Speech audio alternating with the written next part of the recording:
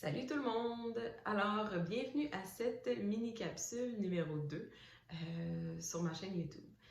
La capsule d'aujourd'hui, c'est un sujet qui me tient à cœur encore une fois. J'en profite, on est le mois de février, donc le mois de l'amour. Donc, c'est un sujet qui touche l'amour, mais pas l'amour comme dans les relations de couple, mais un amour différent. Je commence ma capsule d'aujourd'hui en vous disant déjà d'abord, d'emblée, que c'est un sujet que les parents n'aiment pas beaucoup. En fait, quand j'aborde ces sujets-là avec eux, souvent, les parents sont réfractaires ou n'aiment pas ça ou veulent tenter de changer de sujet. Donc, ça se peut que vous vous sentiez comme ça en écoutant la capsule, mais j'espère que ça va au moins allumer une petite lumière dans votre tête qui va vous permettre de réévaluer la manière dont vous êtes avec vos enfants.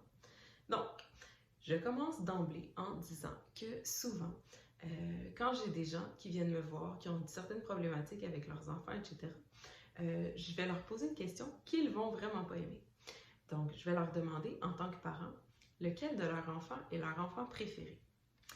Ça fait grincer des dents, ça, parce qu'il n'y a aucun parent qui veut répondre ben, moi j'aime mieux mon plus vieux, moi j'aime mieux ci.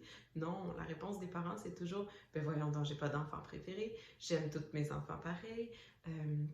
C'est impossible pour moi de répondre à cette question-là, j'en suis incapable, etc., etc., etc.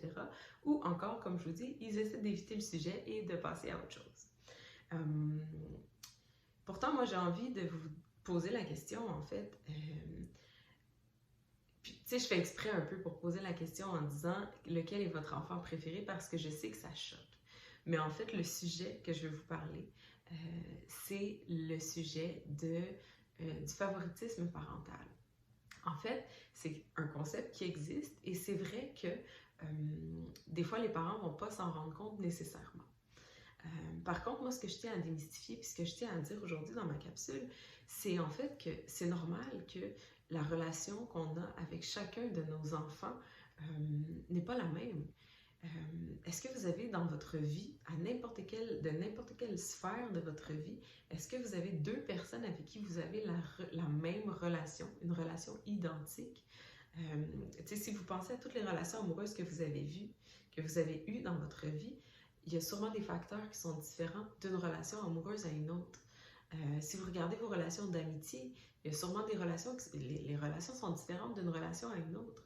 Tu sais, je pense à des gens qui, par exemple, ont des meilleurs amis super proches et un conjoint qu'ils aiment énormément. Là, je parle pas par exemple, je parle pas d'une fille qui a un meilleur ami garçon et un conjoint. Là, je parle d'une meilleure amie fille, par exemple, et un conjoint. La relation entre les deux n'est pas la même. La relation entre les deux filles ne sera jamais la même que la relation entre la fille et son conjoint. Pourtant, la personne peut dire, ben moi, autant pour mon ami que pour mon conjoint, je mettrais ma maison sur la ligne s'il fallait, je ferais tout pour venir en aide à cette personne-là. Mais malgré le fait qu'on aime les deux personnes, ben la relation n'est pas la même. Puis tu sais, je pense que c'est plus facile de l'admettre quand c'est des trucs comme ça parce que c'est normal, tu sais, non, la relation n'est pas la même avec mon conjoint, c'est une relation amoureuse, avec ma meilleure amie, c'est une relation amicale, par exemple.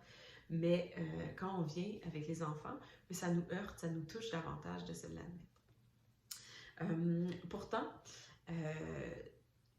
si vous vous posez la question à vous, si vous avez des frères et sœurs, puis que vous vous dites, est-ce qu'à un moment dans votre vie, vous vous êtes dit, ma mère ou mon père ont un enfant préféré, ou est-ce qu'à un moment dans votre vie, encore aujourd'hui, vous vous rendez compte qu'il y a un enfant dans votre famille qui est le favori ou qui est traité différemment? Je pense que quand on fait l'évaluation, des fois, des relations de nos parents avec nous et notre fratrie, c'est là qu'on se rend compte que, ah, ok, c'est vrai, mais si ça se peut pour eux, probablement que ça se peut pour moi aussi.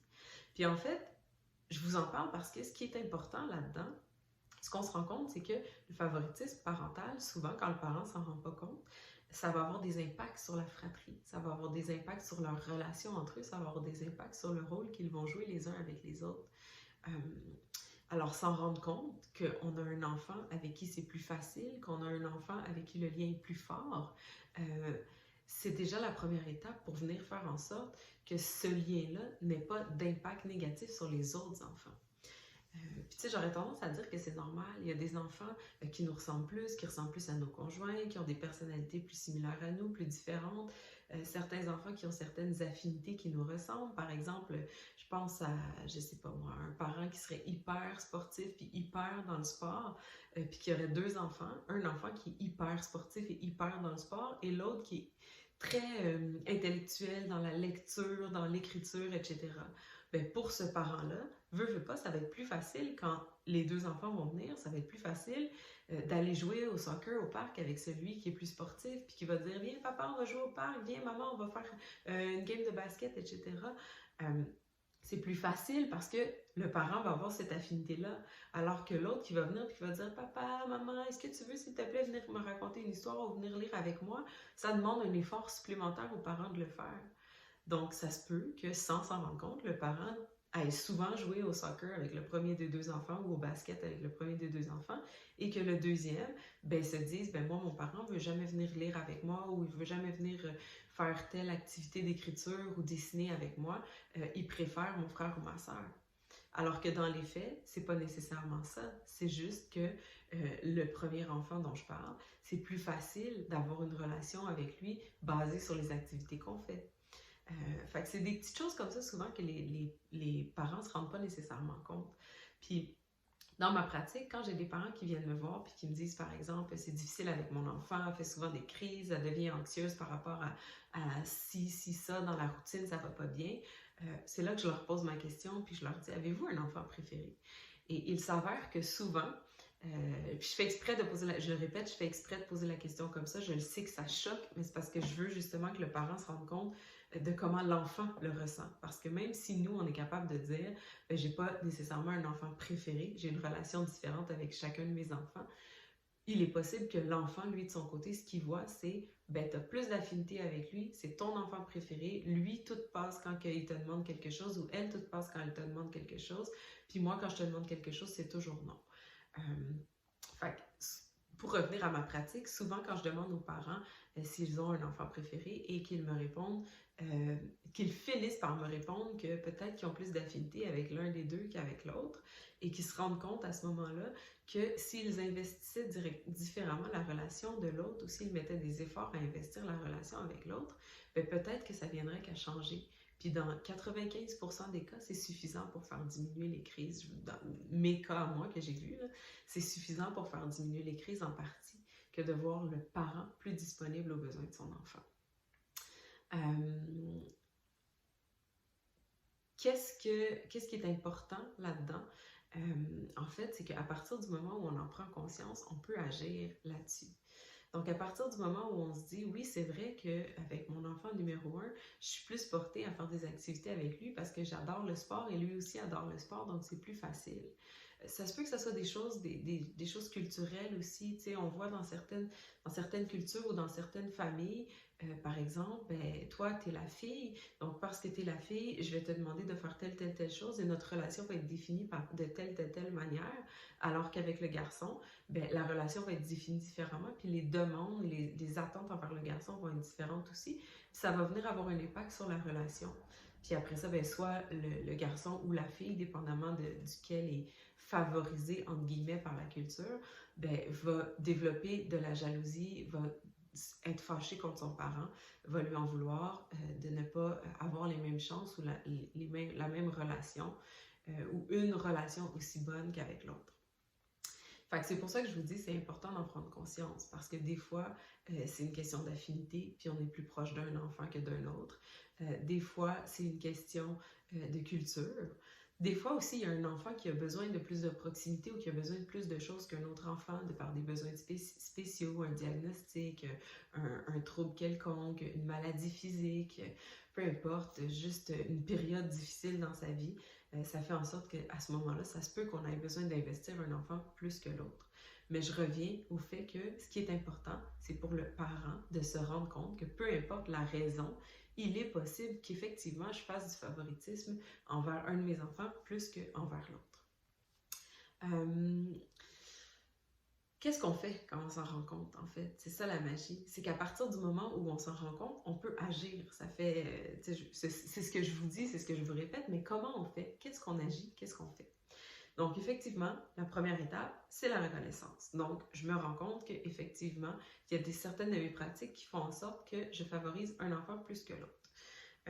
À ce moment-là, qu'est-ce que j'ai comme option qui s'offre à moi? C'est sûr que, tu sais, je vous disais, il y a certains enfants pour qui ils ont des besoins particuliers, ils ont des choses spéciales ou il y a des raisons pour lesquelles ils vont avoir quelque chose plus qu'un autre. Je donne souvent l'exemple aux parents d'un enfant et mettons, deux sœurs qui auraient une différence d'âge de 2 ans. Donc, quand même une différence d'âge assez rapprochée, assez petite. Lors d'une fête d'anniversaire, par exemple, celle qui est rendue à 6 ans, a une portion de gâteau qui lui est donnée qui est un petit peu plus grosse parce que les gens qui ont coupé le gâteau considèrent qu'elle est plus vieille. Et là, le deuxième enfant pleure parce qu'il dit « ben moi aussi, je veux un gros gâteau comme ma soeur, etc., etc. » Et le parent dit « ben ok, oui, c'est bon, tu peux avoir le même morceau de gâteau que ta soeur. » Il vient créer une attente, il vient créer un fait, en fait, que si ta soeur a quelque chose, toi aussi, tu peux l'avoir. Puis ça, c'est extrêmement difficile à soutenir à long terme parce que c'est pas vrai que dans la vie, on peut donner les mêmes choses à deux personnes et c'est pas vrai que deux personnes qui ne sont pas à la même étape de la vie, tu sais, entre un 6 ans qui va à l'école, qui est plus vieux, etc., et un 4 ans, il y a quand même une certaine différence. Donc, dans des moments comme ça, dans des petits moments comme ça, le parent peut agir en expliquant déjà pourquoi il y a une différence. Puis c'est pas parce que je t'aime moins que tu as un plus petit morceau de gâteau, puis c'est pas parce que je t'aime moins que je dis que toi, tu dois avoir le plus petit morceau de gâteau alors que ta sœur peut avoir le plus grand. C'est parce que toi, tu as 4 ans, puis à 4 ans, on a un estomac plus petit, puis c'est important de ne pas mettre juste du sucre dans ton estomac. Tu sais, c'est un exemple vraiment banal que je prends, là, mais juste pour que vous compreniez comment, déjà à la base, on peut expliquer certaines choses à nos enfants.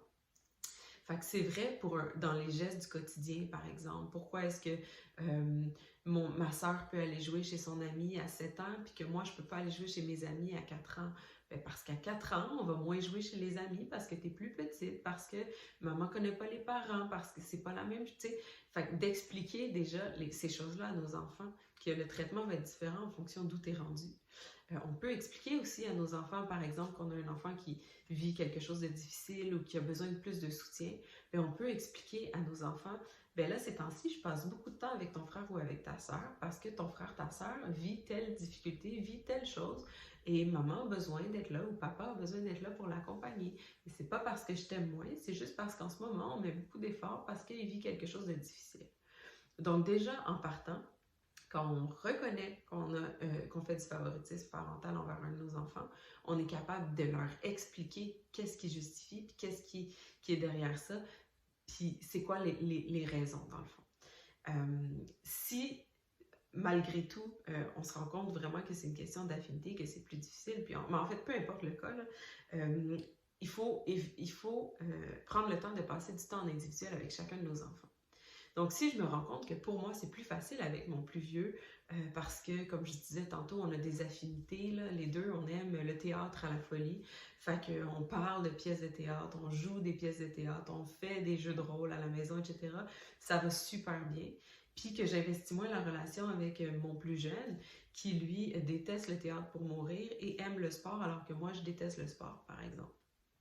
Ben, à partir du moment où j'en suis consciente, ben, je vais être capable de dire, ouais, là, ça fait aujourd'hui ou cette semaine 8 fois que je joue avec la plus vieille, qu'on fait des pièces de théâtre, puis qu'on a bien du fun, puis j'ai rien fait du tout avec ma deuxième.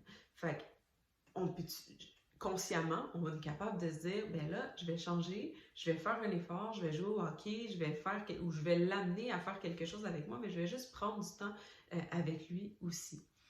Donc, d'aller prendre du temps en individuel, par exemple, de dire, ben, viens, on va faire une activité ensemble. Il me semble que ça fait longtemps qu'on n'a rien fait ensemble. J'aurais envie de jouer avec toi, trouver un jeu, là, même si c'est pas d'aller jouer au soccer parce qu'on a eu le soccer, mais de trouver un jeu, de trouver quelque chose qu'on peut faire avec cet enfant-là aussi, puis d'investir en du temps de qualité en 1 à 1. Un autre conseil, c'est sûr que c'est souvent qu'on l'entend, là.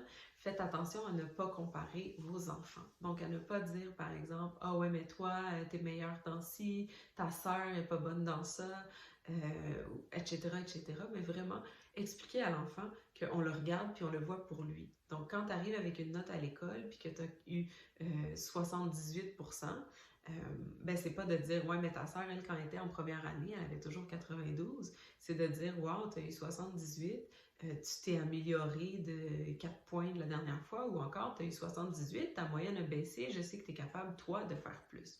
Donc, toujours s'assurer de ne pas comparer les enfants entre eux parce que ça crée certaines attentes aussi.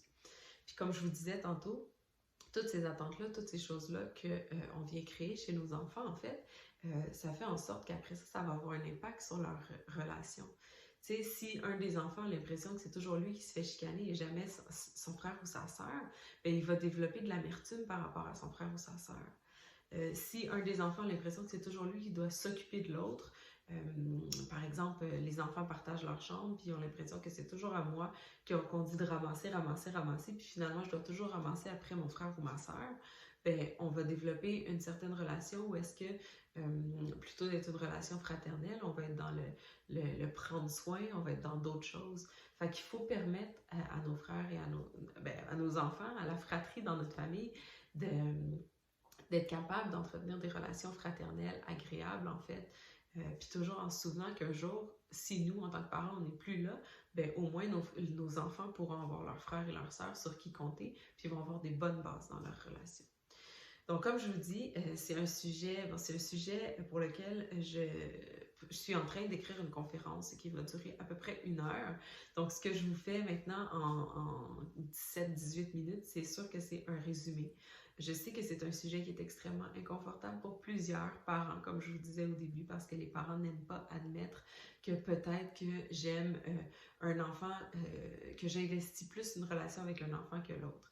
Puis là, je vous le répète, je ne questionne pas l'amour que vous avez pour vos enfants. Je pense que c'est possible d'aimer 2 personnes énormément, même si on les aime différemment. Mais je vous ramène à la manière dont c'est perçu par les enfants. Puis c'est à ce moment-là que le bas blesse. Donc voilà, j'espère que cette capsule a été instructive pour vous. Pour moi, c'était vraiment le fun de le faire parce que c'est un sujet que je pense que c'est important que tous les parents entendent, puis que tous les parents soient capables de briser les tabous, puis de changer un petit peu leur pratique parentale pour s'assurer que tous les membres de la fratrie, donc tous leurs enfants se sentent inclus et sentent qu'ils ont une relation privilégiée avec leurs parents. Donc voilà, si la capsule vous a plu, je vous invite à la partager avec vos contacts et on se revoit pour une prochaine capsule bientôt. Au revoir!